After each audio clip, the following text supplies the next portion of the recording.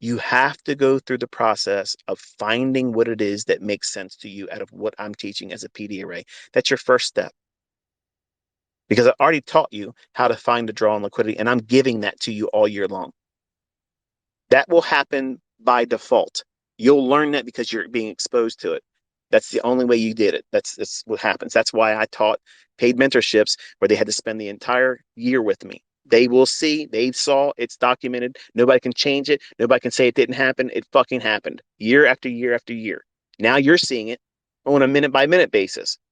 So again, if it was fraud, you'd fucking know it by now. But that PD array, that multiplier, that entry pattern, that concept of getting in, you need to decide what that is. You need to decide that. Nobody can make that decision for you because I can't make you see a mitigation block. I can't see how I could go into the charts and make you see a breaker if you just can't understand a run on liquidity and a shift in market structure. There's two minimal criteria that have to be there for that to be a breaker.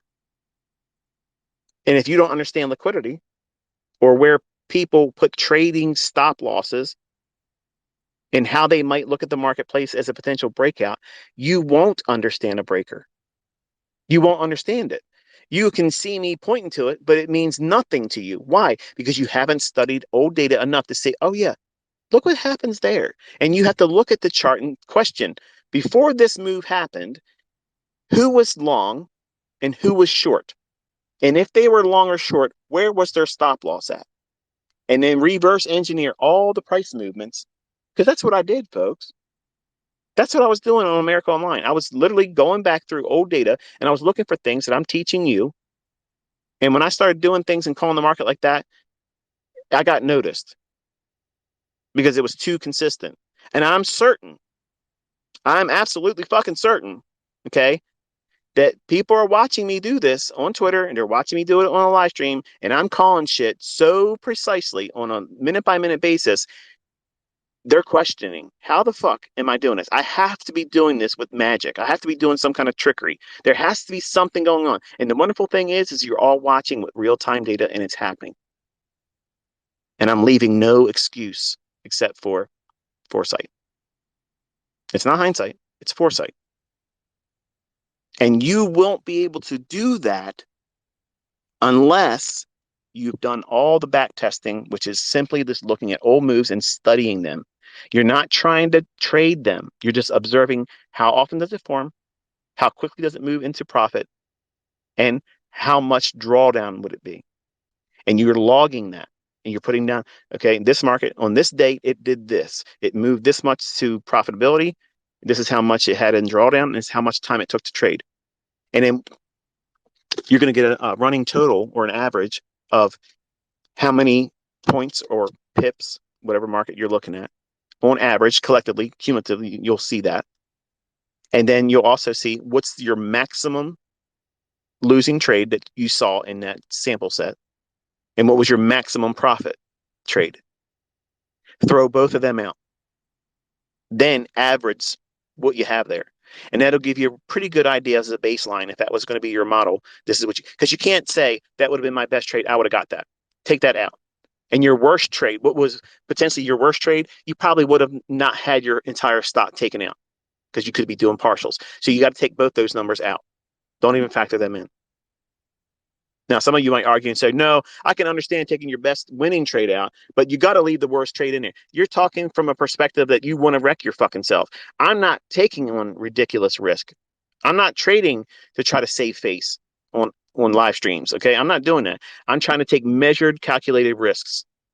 And if the trade is going to go bad, generally, most times I'm going to see it's probably not going to be there. And I start doing that too. The 3 minute rule of it's got to start talking to me right now and be in my favor, or I'm going to start taking some of the trade off or close it all away. I have tools for all those things. You don't see these other traders out there that are trying to teach you. They don't have that shit. They're just reacting because they believe they have to react to their bullshit that pops up on their chart. They got to react to the indicator. They got to react to something happening outside of price itself. I'm predicting, I'm telling you what these candles are going to do. Come on. I mean, how much more evidence would one need, right? I got a whole year of it. I got a whole fucking year of it. My bag is not empty yet. Got a lot more cookies in this jar. But I gave you 6 more minutes than I told you I would give you. And yes, I'm going to regret having talked the way I talked in this one. And I can't help it. But given enough time to run, I'm going to run wild. And I apologize if I spoke in such a way that was not becoming of a mentor that you would have high regard for. But everything I said tonight, I meant. Everything I meant for your learning, guide you where your focus should be, and to remind you what you're here for and the length of time that's going to be needed for certain things to develop. But you will do well to listen to everything I'm telling you to do and do your best to do it, even if it feels uncomfortable, even if it feels like it's unproductive or counterintuitive. Remember, you're coming to me to learn. I know how to do this. I'm proving it in a degree that nobody else is going to be able to match. Dave, a reminder, I'm going to be expecting you to call every single 1 minute candle.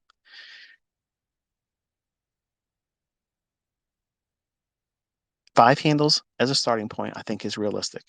Let me know in your opinion. I mean, even if you don't think it is, if anybody says they don't think that 5 handles is a good starting point, like a training wheel operation for a target for a new student, if you don't think that's a good thing, say so. But folks in the community, don't don't blast them. Be respectful, and ask them why if they don't want to divulge that in their response. Preferably, they should. They should say, I don't think it's a good idea to look for 5 handles initially as a first target as a developing student. And here's why I believe that.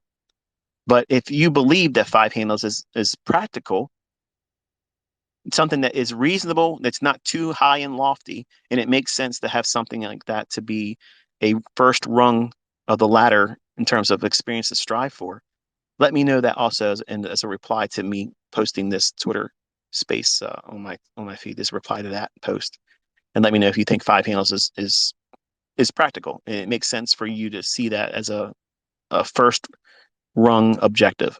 Because I think it's practical. I think it's something that you'll see form pretty easy and frequently over the course of a week. I mean, you have lots of opportunities to see that form.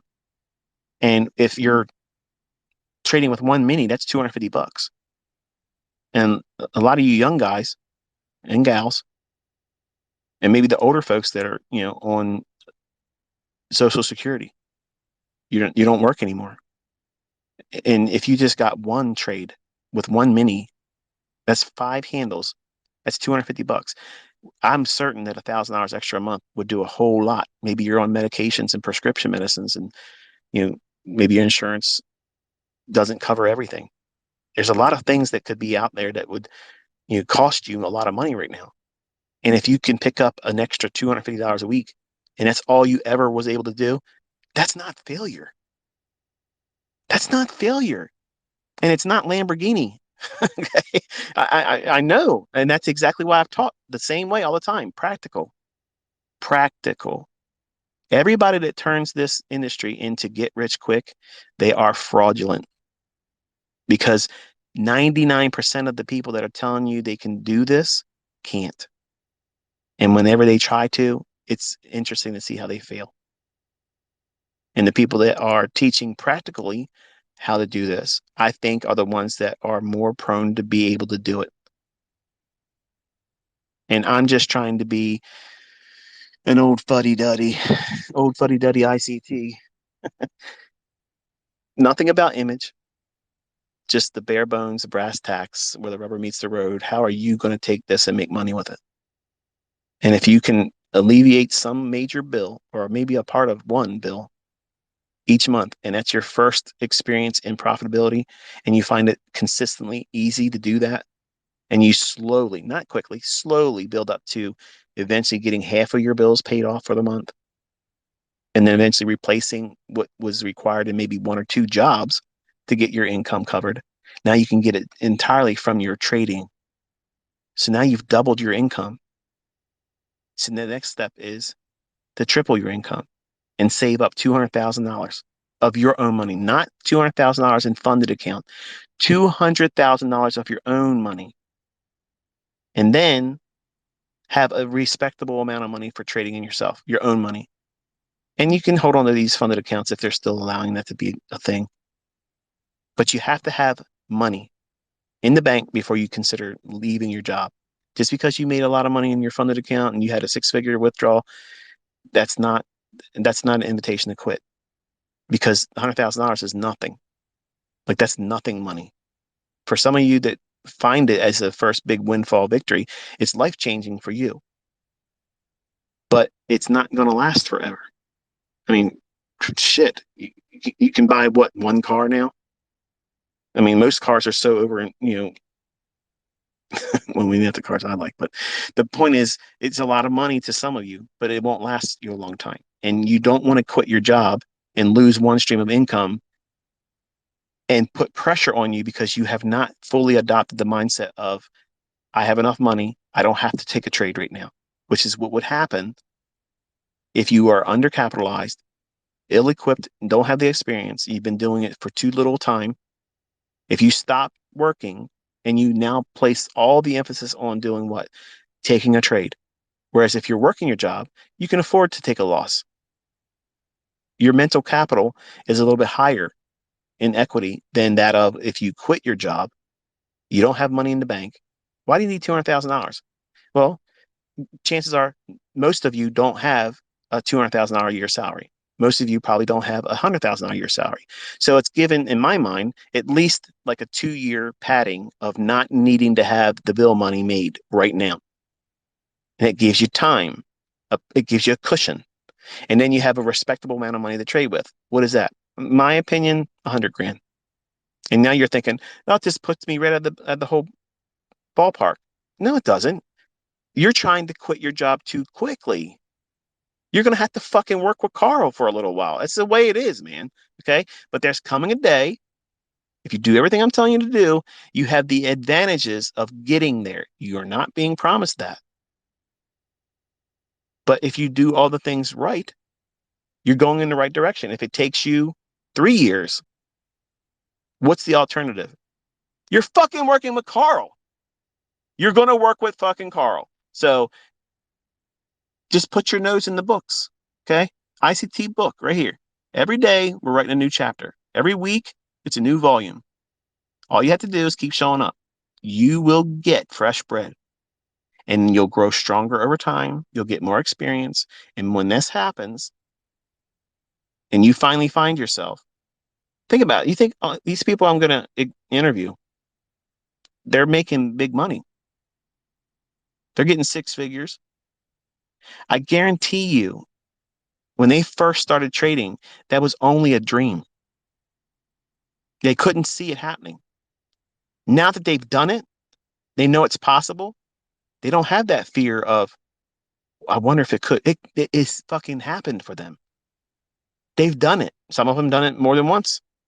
So now they what? They're desensitized to it. They don't see it as an impossible thing. Whereas right now, you think it's impossible. Everything's impossible until you do it. Everything. Everything. Everybody told me I would never figure this shit out. And I probably figured out some stuff. And you'll figure your own shit out too. But quitting your job too quickly is one of the worst mistakes you're going to make, because you're going to place so much pressure, more than if you were trying to live stream trading. Because you can get up there and say, no, I'm not going to take any trades because you can get stage fright and just don't take any trades. But you can't not take trades when you don't have a job. And the only means of income is you making winning trades. If you don't have the experience of knowing what you're looking for, knowing it like the back of your hand, and you know that you're going to find a setup, I know I'm finding winning setups next week. I know. Do you know that about what you're doing? If you're honest, do you really know that? If you're honest and you say no, that's not weakness. You know what that is? You're being practical about yourself. You're being practical and realistic with your present aptitude and skill set and the lack thereof. You're not already trying to do something or thinking highly of yourself without having the ability to do those things. You're literally on the right track if that's how you think. Because you're being realistic, you don't think that you're going to be able to do that because it's not practical for you right now. It's too early in the game. It does not mean that that's how it's going to be. You're never going to get it. It just means right now you're still in development. You're under construction. And I am turning you into a savage. You're going to be a bad motherfucker come November. And maybe you don't talk like that, but you're going to be a bad motherfucker. Let's just be honest. You're going to be a motherfucking savage. You're going to be able to look at these charts in short order, very short order time. You'll know exactly where it's going to go. Yes, I fucking said that. You're going to know exactly where it's going to go. And you're going to have multiple ways to approach getting in it. That's empowerment. That's what the outcome of this year is going to be. And you're seeing proof of it every single day that we get together. These things repeat. I'm calling shots. I'm calling where the market's going to go. All you have to do is study it and then let the process of being there, observing it, even if it's in hindsight, if you can't be there when I'm doing it live, watch the recordings or add the tweets to your chart afterwards and see it. Your eye will be trained in observing it. And because you're doing it, these motherfuckers are going the wrong direction. Stupid people driving around here. Bel Air, Maryland. I don't know where you guys are at listening, but the the driving up here is mental. Like they literally tailgate like crazy, like they're gonna push you. And I felt like I had to tell you that. I'm sorry. I had to confess. It's one of my pet peeves around here. And it's mainly the ladies. Like they got somewhere to be all the time. And don't be mad at me, women. Okay. It's just I'm just telling you my observation. My wife even commits behind me with that idea and says, you know what, hey, it is the women up here that tailgate too much. But see what I mean? See how easy it is for me to be distracted? And you want me to be on a live stream with chat people talking to me? No, I won't be able to see candlesticks doing anything. So my reticular activating system is keyed up on everything. Short attention span. I'm on everything. But anyway, back test, study, look for the things I'm telling you to look for in lectures, and do that while we're doing this tape reading. That's how we're spending the first 2 months. We already got through pretty much this month so far. Just a little bit more time, and then we'll be into what would be considered month 2. In month 3, you're pushing buttons. Okay, I'm going to put you in the markets. I'm going to tell you, do this right now and start tracking how much time. And you're all going to have different fills. You're all going to break the rules. You're not going to put your stop loss in because you're going to be fearful that you're going to get stopped out. Like I'm in the room looking at you, and you're afraid, or you're afraid that other people in this community are going to see you do it wrong. And I want you to press into that and be interactive with me. Share that experience publicly when I ask you all to do it. I'm not making money on the tweet replies. Okay. So it's not traffic. I'm not monetized in Twitter. I'm doing it so that way we're seeing and hearing each other just like a text message. Like if I was your brother, if I was your dad or a relative, I want to send you a message, like I had your phone number or whatever. I'm treating that medium the same way. I'm looking out for you. It's just a lot of you. And every time I'm tweeting to you, it's the equivalent of me texting a family member saying, hey, here's my focus right now. I want you to know about this. So it's not a signal service, but it's like a handshake. I'm grabbing you, pulling your attention to something right then and there, and then you have to engage it. But in April, you're pushing buttons then. Like we're that rest of the year, we're pushing buttons. So that way it's conditioning you. And I'm going to put you through the same process I'm putting Cameron through it right now. And hopefully, it won't take me more than 4 weeks for him to be. I'm hoping it's going to be less than 4 weeks, to be honest with you. But his performance anxiety that's hindering him right now and trying to, not convince me, but to impress me rather. He wants to be able to do it quickly and say, look how I was able to do it quick for you, Dad. Don't do that. And none of you should feel that way either. You take whatever time that you require. If it takes you the full year, so what? That's exactly what I gave allowance for. I think it's going to take that. And for some of you, it may take a little bit longer. That's okay. If you do everything I tell you to do, it will happen for you. If you quit, then you failed. I'm not getting paid by you trying to do it. I'm not making ad revenue on how much back testing you do. Okay. Think about it. You got to really put this in perspective. What is my motivation here? Your success. Is your success your motivation here? Or are you just dabbling? If you're here just for morbid curiosity, you're wasting your time. If you're here to wait to see some kind of failure, I'm going to fucking deny that. I'm going to love denying that all year long. But if you're here to learn, and you want to learn how to make a lot of fucking money potentially in the future where you can do this without me, we're learning in the safest environment there can be. There's no trading going on while you're learning this. It's all removed from the risks. There's no risk in this learning process with me. You cannot lose money. You cannot make money. You're literally learning how the candlesticks are going to form. You know, after this, what your model is. You know what you're going to wait for. And that's clarity. That's what everybody that fails does not have. That's what everybody that teaches everything in hindsight, but can't do it in front of you with any consistency. That's what they're lacking. They can hit and wonder and one hit wonder here and there, and they hope that they try to do that in front of people on the internet. And when they fail miserably, they go right back into their cave. And if they just listen to me and put down their bullshit, literally, this could transform everything they're doing. And it wouldn't be toxic.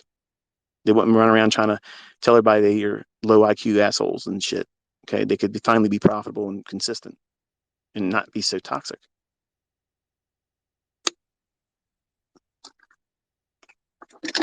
So anyway,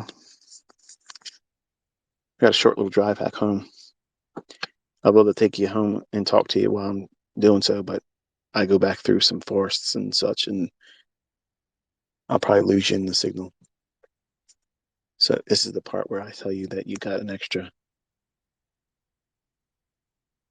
25 minutes or so. No extra charge. ICT, you're a hell of a guy. Yeah, I know. So enjoy your Sunday. I don't know if I'll be tweeting anything tomorrow, but I will be joining you on live stream on Monday. And then we'll be going back at it again. So until I talk to you then, be safe.